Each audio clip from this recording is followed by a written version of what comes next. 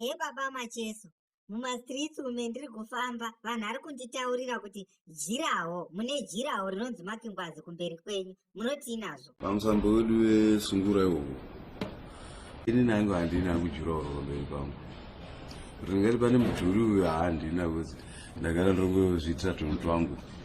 Ndichibuda tinongobuda kuti wangodaro itoto zvevamwe vamwe vangatozoteerera uyezve sungura umusambo asi mumwe neumwe anosungurudza nepake paanenge achiavana. Vana Ruben Yuda ari kuti Mlinkiri muno makakunda Macheso kaipo. Vari kutofamba echitaura pamadandemutande kuti Makingwazi wakukunda Macheso mazuva ano, wakuponda zvokukunda Macheso zvisingamboiti. Chichipai zvaMakingwazi kuti makakunda Macheso here kana kuti mutaurewo dii renyu tizvinzwire kuti ini ndakunda Ningi. Makingwazi usatsonda mubvunzo, usati Ningi toti Macheso, nokuti ndo vanhu tuwe muri kukombewa muri tuka. Saka vanhu ndo vanofarira competition, but isu kana tichiimba hatiite competition.